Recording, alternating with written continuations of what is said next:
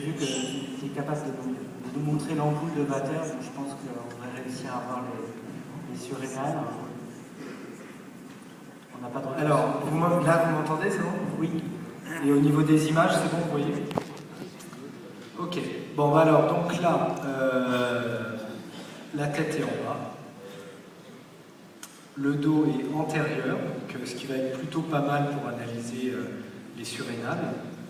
En général, les surrénales, voilà, on peut les analyser sur cette coupe classique du périmètre abdominal. Ou alors, quand on a le rachis comme ça en avant, on va pouvoir également bien les visualiser. Alors, je vais prendre la petite flèche pour vous montrer en même temps. Donc, on va revenir sur cette coupe classique du périmètre abdominal. Et vraiment, on va s'intéresser sur cette zone-là. Donc, je vais augmenter la profondeur. Voilà, pour bien cibler ici. Alors, l'estomac, donc bien sûr vérifier avant toute chose le situs abdominal, donc le bébé a la tête en bas, le dos à droite, donc la gauche est bien à gauche. Donc là on va très bien voir l'ensemble de l'estomac et en arrière ici, on va pouvoir voir vraiment cet aspect homogène classique de la surrénale. C'est la droite. Pardon. Ouais. Bon, ok, ça commence bien. Merci Ferdinand, heureusement que tu es là. Donc, j'allais vous dire, c'est pour ça que là, on va pouvoir revoir correctement les vaisseaux justement spléniques. On va très bien visualiser là. Et là, on voit très bien la surrénale. Et on va pouvoir, donc je retire le Doppler, et là, je vais aller vous montrer la surrénale, qu'on va pouvoir visualiser ici. Et tu l'as dit dans ton topo, très souvent, on a tendance à confondre avec le pilier du diaphragme qui va être là.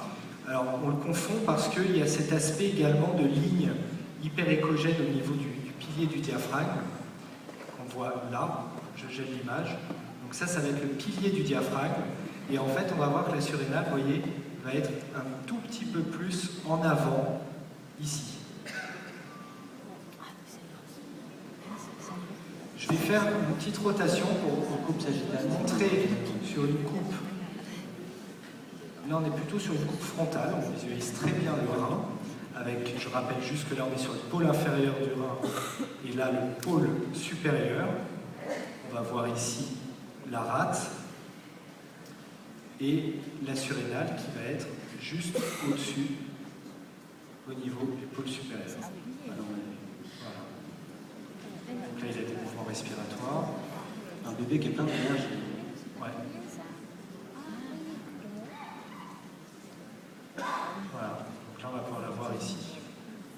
On voit la partie supérieure de la surrénale au niveau du pôle supérieur du rein. Très bien.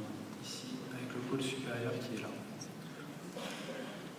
Donc c'est une région, il faut l'avouer, qui est difficile parce qu'il y a plein d'éléments, plein de structures. Vous voyez qu'il y a une écogénicité qui est quand même, qui sont assez semblables, mais on va pouvoir bien visualiser. Alors moi je sais que j'aime bien, je vais revenir sur une coupe des dimensions classiques, mais vraiment pensez à toujours bien voir votre rate ici, avec la forme classique.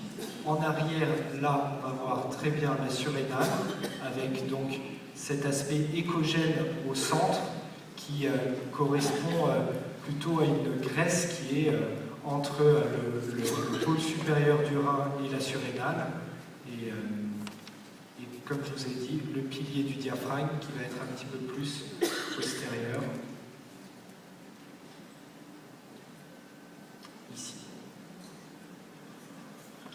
Alors on va essayer de le voir sur ce plan de coupe également. Donc là on voit très bien la coupe qu'on est censé faire pour le CTE avec les deux reins de chaque côté. Et je vais là vers le haut, là vers le bas. Donc du coup je connais mes différents sens. Une fois que je suis ici, je vais me diriger tout doucement vers le haut et on va arriver au niveau des surrénales qu'on va pouvoir voir ici de chaque côté.